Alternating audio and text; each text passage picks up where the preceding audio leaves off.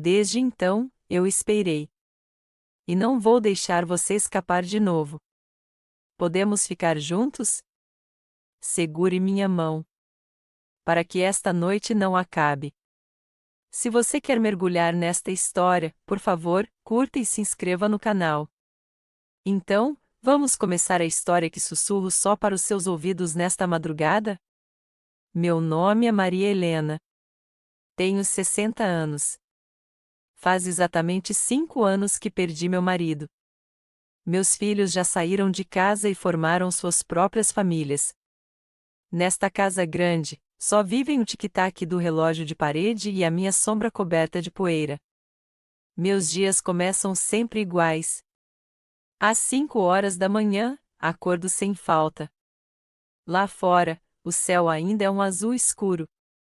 Com a luz fraca do poste da rua entrando pela fresta, vou até a cozinha e começo o dia passando um café fresquinho só para mim.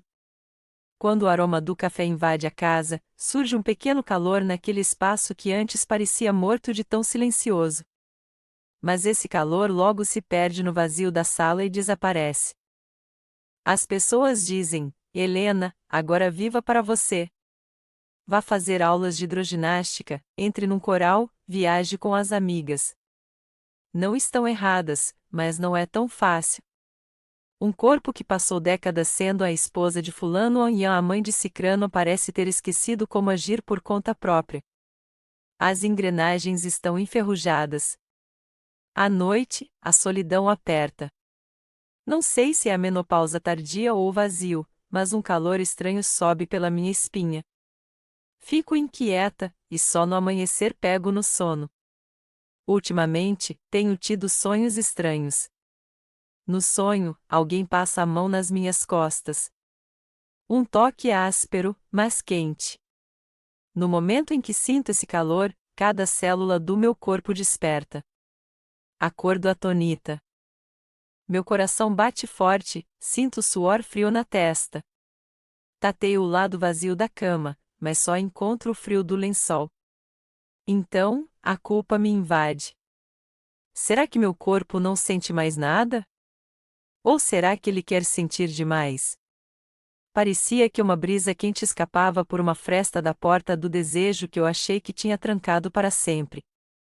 Naquela época, eu não sabia que minhas noites seriam preenchidas por algo que eu não sentia há décadas. Aquele dia foi mais um amanhecer inquieto. À noite, o toque estridente do celular me deu um susto. Ninguém me liga àquela hora. Aproximei-me com cuidado e, ao ver a tela, perdi o fôlego. Um nome de mais de 40 anos atrás apareceu: Ricardo Menezes. Um nome que pertencia a um álbum de fotos em preto e branco. Um jovem de 20 anos que me seguia como uma sombra, tímido e dedicado.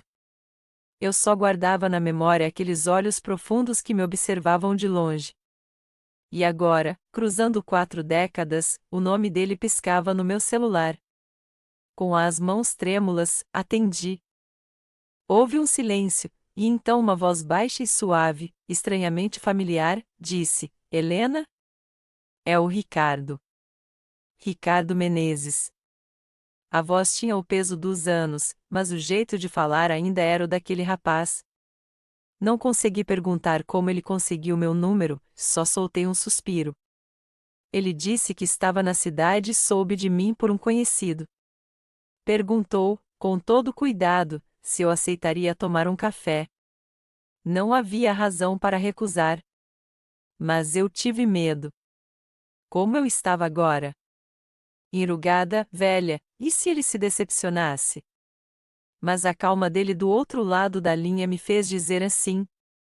Marcamos em uma confeitaria tradicional do bairro.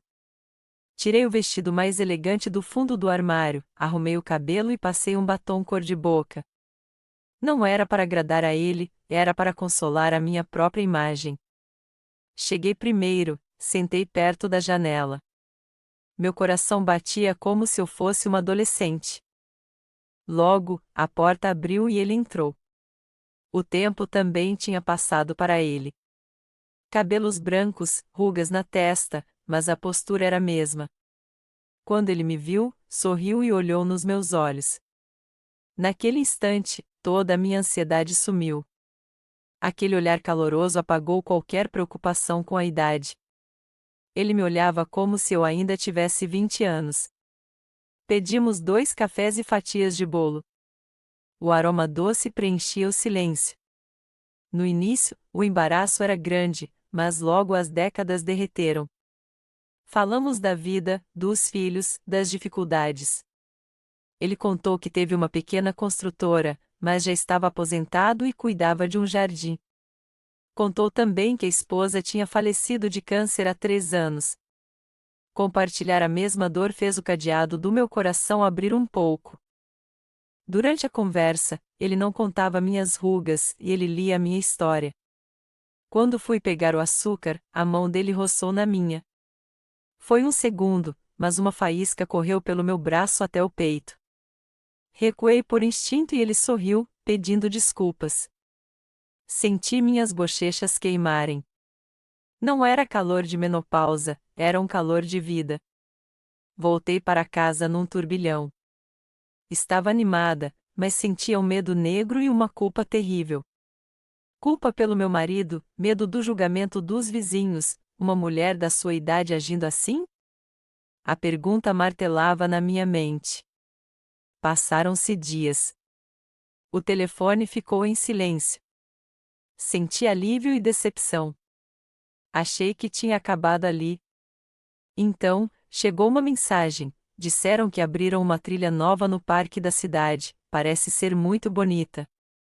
O convite era simples, mas abalou meu mundo. Aceitei. Dessa vez, caminhamos lado a lado no parque, conversando sobre bobagens, nomes de flores, como os jovens se vestem hoje em dia, as dores nos joelhos que o tempo trouxe. Rimos muito. Estar ao lado dele era natural, como se sempre tivéssemos caminhado juntos. De repente, o céu escureceu.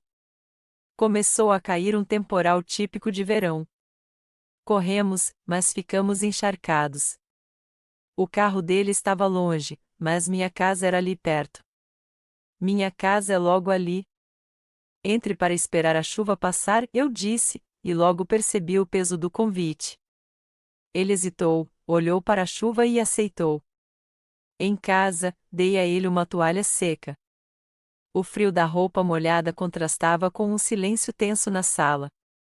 Quando eu disse que ia preparar um chá, ele segurou meu braço. Com uma voz carregada de sinceridade, ele disse: Helena, sempre foi você. Quando ele disse meu nome daquele jeito, o tempo parou. A mão dele no meu braço estava quente. Olhei para ele com os olhos marejados. Ele não esperou resposta. Com a outra mão, afastou meu cabelo molhado do ombro. Não havia malícia, apenas um afeto guardado por 40 anos. Ele se aproximou devagar e me beijou. Foi um beijo doce, como o açúcar do bolo que comemos. Não houve repulsa. Foi como se a porta que eu tranquei por décadas fosse aberta por uma chave antiga que finalmente voltou para casa. Todos os meus sentidos acordaram. Não sei como fomos para o quarto, nem quem tirou a roupa de quem. Só sei que não houve vergonha. Apenas queríamos curar a solidão um do outro. Ele me tocou com um zelo infinito, como se eu fosse uma joia rara. Percebi, depois de tanto tempo, que eu ainda era mulher. Que eu tinha um corpo que podia amar e ser amado. Uma onda de prazer que eu julgava morta varreu meu corpo e eu me entreguei. Lá fora, a chuva ficou mansa. Deitados, abraçados, o batimento do coração dele batia nas minhas costas. Forte e rítmico. Naquela noite, eu respirei como Maria Helena, não como a viúva ou a avó. Ao amanhecer, a luz do sol entrou pela janela. Acordei por hábito, mas sentir alguém ao meu lado era estranho. Olhei para o Ricardo dormindo. Ele parecia tão em paz. O braço dele ao redor da minha cintura era firme e quente. Lembrei de cada toque da noite e sorri. Parecia o fim de um longo inverno. Mas a paz durou pouco. Olhei para o criado mudo e vi a foto do meu marido. Ele parecia me olhar e perguntar: como você pôde? Num instante, o prazer virou cinza. O corpo esfriou. Senti-me uma mulher infiel, lasciva. O amargor da culpa era terrível. Saí da cama de fininho e fui para a sala. Sentei no sofá, olhando para o nada. Pouco depois, ouvi a porta do quarto abrir. Encolhi os ombros. Ricardo veio até mim e, em vez de sentar ao lado, agachou-se na minha frente. Ele segurou minhas mãos frias com as dele, que eram sempre quentes. Está frio hoje, não é? Disse ele, apenas isso. Aquele cuidado, sem cobrança, me fez desabar em lágrimas. Ele olhou para a foto do meu marido e disse, como quem lê minha alma: você não precisa ter pena de quem já partiu, Helena. Quem fica tem o dever de ser feliz. Só assim eles descansam em paz. Aquelas palavras quebraram minhas correntes. Ele tinha razão. Viver infeliz não traria meu marido de volta. Eu tinha o dever de viver o que me restava de vida. Enxuguei as lágrimas e, pela primeira vez, segurei a mão dele com força. O calor dele derreteu o gelo da noite. Ficamos ali, em silêncio, vendo o sol iluminar a sala. Não era uma paixão de jovens, era algo mais profundo. Era o encontro de duas almas que conheciam a dor. Naquele dia, não fizemos amor com o corpo, mas com a alma. Tomamos café juntos, rimos das nossas habilidades na cozinha e abrimos álbuns antigos. Ele olhou as fotos do meu marido com respeito, sem ciúmes. Ele aceitava a mulher que o tempo tinha moldado. A partir dali, tudo mudou. Passamos a ir ao cinema, ao mercado, a caminhar juntos. Aprendi a me abraçar de novo. Um dia, ele disse que eu só usava cores escuras e me incentivou a comprar um lenço colorido.